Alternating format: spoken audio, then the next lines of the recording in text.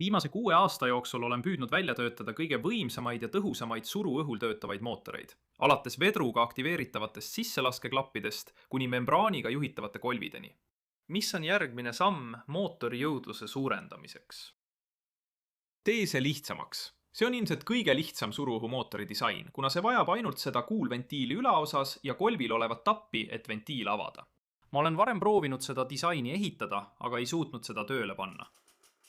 Aga on olemas sellised mootorid, mis töötavad kõrgsurve süsihappegaasi baluunidega ja kasutavad täpselt seda kuulventiili disaini.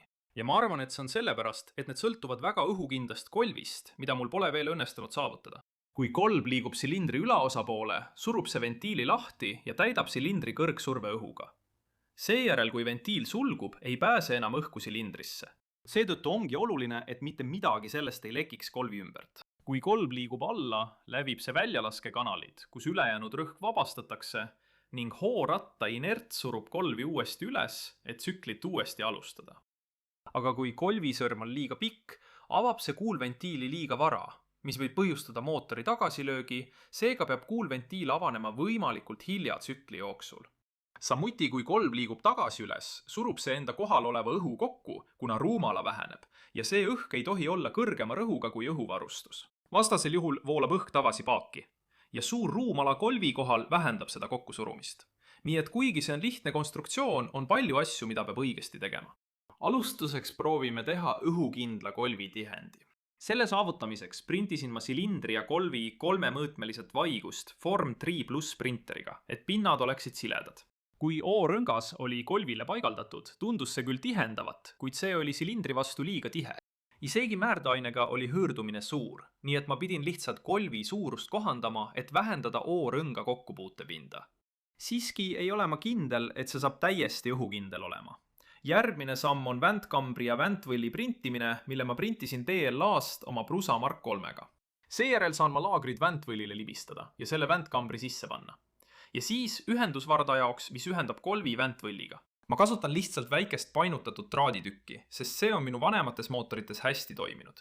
Seejärel saab kolvi traadi peale libistada ja silindri sellele peale panna. Ja lõpuks pannakse sisse laskeklapi kuul ning kõrgsurve õhuvarustus peale. Aga kas see ka tööle hakkab?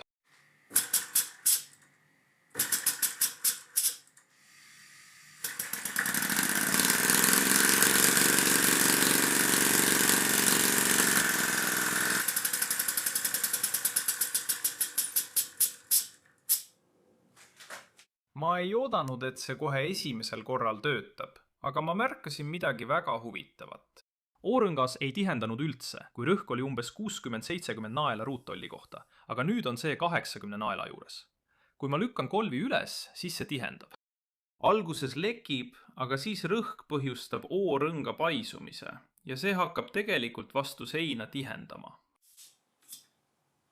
Kuna see mootor ei tööta rõhkudel, mis on alla 80 naela ruuttolli kohta, siis ma printisin teise kolvi, mis on veidi suurem, aga millel on endiselt väike hõõrdumine.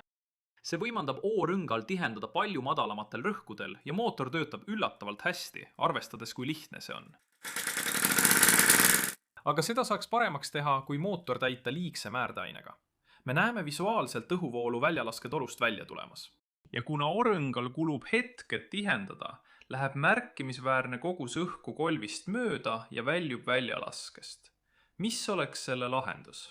Ma teen oma enda kolvitihendi. Sellel uuel kolvitihendil on tihendusuul, mis laieneb ja tõmbub kokku sõltuvalt rõhust selle kohal.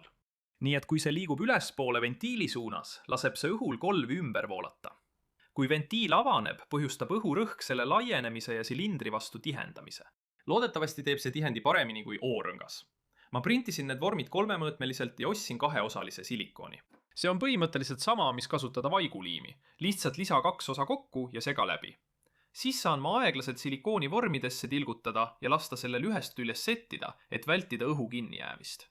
Järgmisel päeval saan ma tõmpide noaga tihendid vormidest vabastada ja need näevad tõesti head välja. Aga kas see töötab?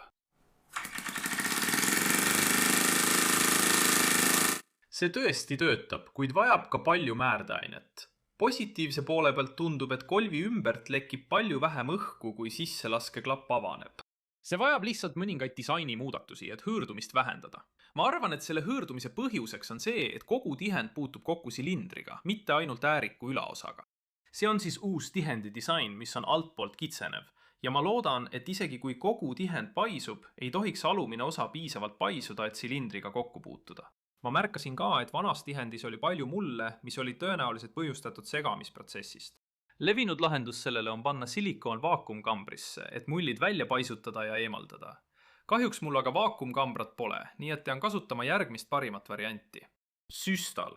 Tõmmates silikooni süstlasse saan otsa sulgeda ja kolvi tagasi tõmmates tekitada vaakumi. Ja tundub, et mullide paisumine töötab. Mõne minuti pärast saan õhu tagasi lasta ja silikoon tundub mullivaba.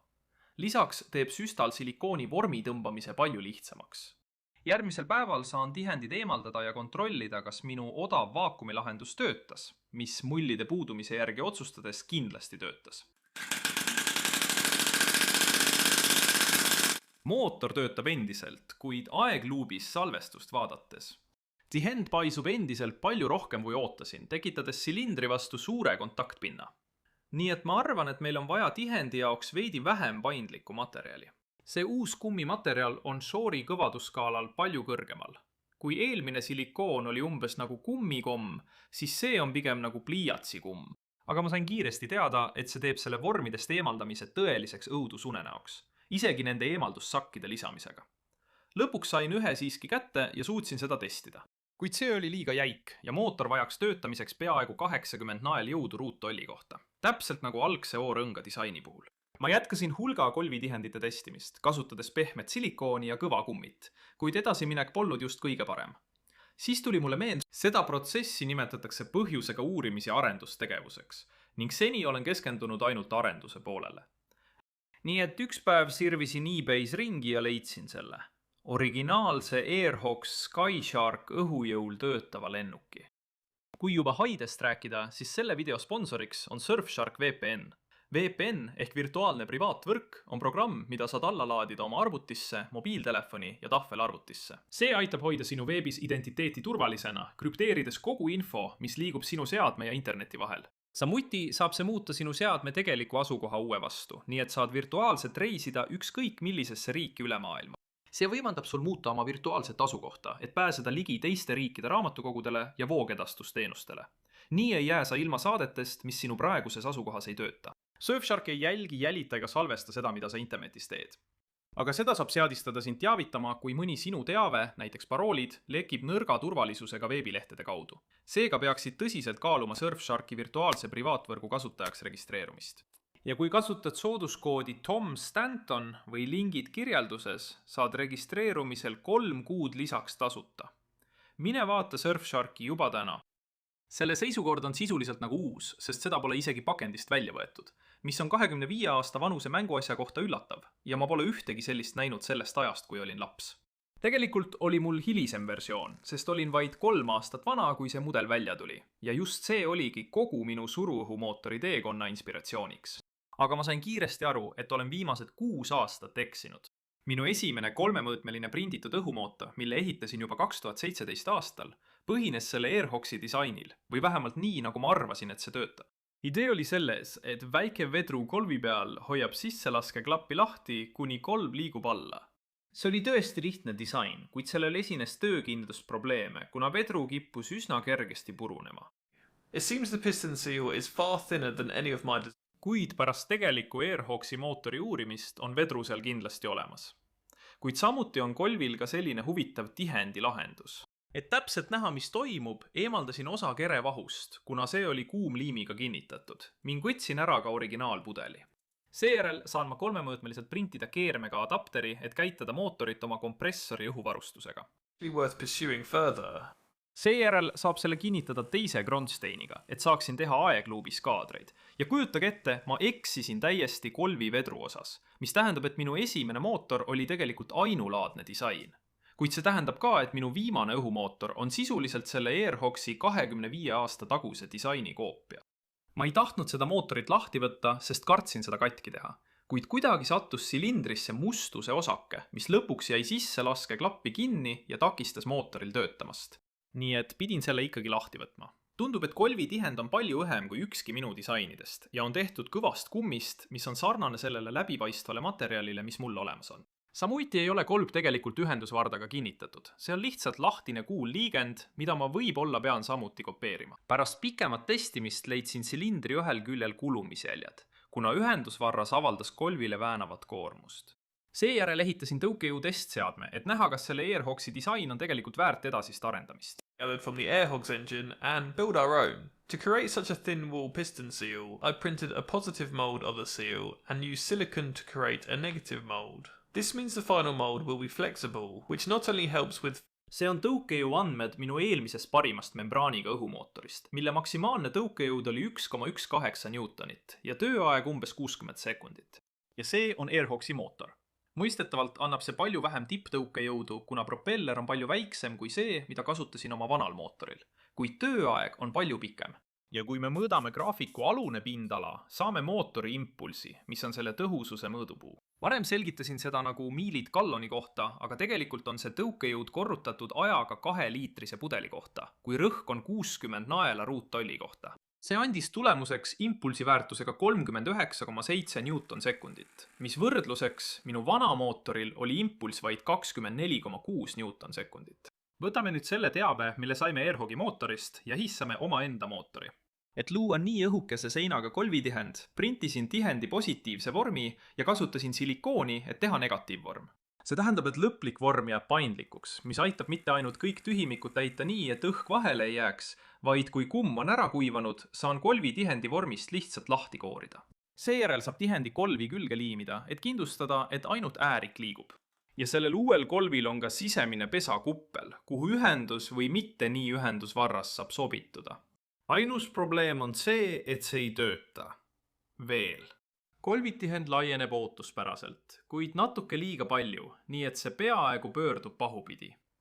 Töötades veidi paksema disaini kallal, otsustasin järgmisel päeval mootorit uuesti testida ja see käivitus ideaalselt. the old engine required this initial air storage section. Ma arvan, et selle põhjuseks oli see, et kumm vajab täielikuks kõvastumiseks paar päeva, nii et esimese testi ajal polnud see veel täielikult kõvastunud. See pole ikka veel täiuslik, sest see kipub peaaegu pahupidi pöörduma, kuid see on piisavalt hea, et kinni hoida ja õhukindel tihend tagada. Kuidas see siis tõukejõu testpingil töötab? Back after each cycle, and you can definitely hear the difference in performance. Enne kui ma andmeid vaatan, võin juba öelda, et see töötab väga hästi, sest pöörded minutis on üsna kõrged ja õhk saab otsa alles 2 minuti pärast. Nüüd, pidage meeles, et see graafik näitab minu seni parima õhumootori tulemusi. Nii, siin on uue mootori tõukejõud. See ei anna mitte ainult 56% suuremat tipptõukejõudu, vaid tööaeg on peaaegu 2 korda pikem, mis annab impulsiks 73,6 Newton sekundit, mis on umbes 3 korda suurem efektiivsus. Tundub, et see ei tohiks võimalik olla, aga kui vaatame hoolikalt minu vana mootorit, on selge, miks vana mootor vajas seda esialgset õhusalvestusosa 2-astmelise sisselaske klapi osana. See tähendab, et kui meil on 60 naela jõudu ruuttolli kohta, mis voolab mootorisse, siis silindrisse jõudes maht peaaegu 2-kordistub, mis tähendab, et kolb kogeb ainult umbes 30 naela jõudu ruuttolli kohta. Lisaks raisatakse palju energiat membraani venitamisele, mis lihtsalt tõmbub pärast iga tsüklit tagasi. Ja mootorid järjest töötades on jõudluse erinevus kindlasti kuulda. As you can imagine, producing more thrust will result in lower efficiency, but just Aga pärast mitmeid tõukejõuteste hakkasin märkama, et tippvõimsus vähenes. Ja tundub, et see on tingitud sellest, et kolvisõrm kulub, kuna see põrkab nii suurel pöörlemiskiirusel vastu sisselaskeklappi. Seega muutsin kolvi nii, et see kasutaks metallist kolvisõrme ja lisasin selle väikese serva, et takistada tihendil üleliia paindumast. See uus mootor andis sama tippjõu, kuid töötas kauem, mis, nagu te ilmselt juba arvate, suurendas tõhusust veelgi, kuni 121,4 Newton sekundini. Peaaegu 5 korda rohkem kui minu membraanmootoril ja 3 korda rohkem kui Airhawki mootoril. Muidugi, järgmine samm on see mootor lennukile paigaldada, aga enne seda tahan teada, kui palju tõukejõudu ma sellest välja pigistada saan. Mis juhtub siis, kui ma suurendan kolvi liikumisulatust? Sellel mootoril on nüüd kolvi liikumisulatuseks 15 mm varasema 10 mm asemel, mis peaks suurendama selle pöördemomenti.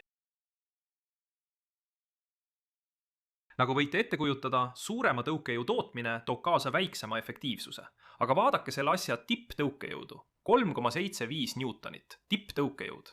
See on võrdne umbes 380 grammi tõstmisega, mis arvestades minu vana õhujõul töötava lennuki kogukaalu oli 240 grammi. Sellest piisab, et see saaks vertikaalselt lennata. Muidugi on tööaeg veidi lühem, vaid 1 minut, kuid see toodab siiski impulssi 91,6 newtonsekundit. Nii et järgmine loogiline samm on ehitada kerge lennuk ja häälestada mootor nii, et tasakaalustada tõhusus ja tõukejõud. Aga kui sa tahad seda järgmises videos näha, pead kindlasti tellima kanali. Suur tänu vaatamast!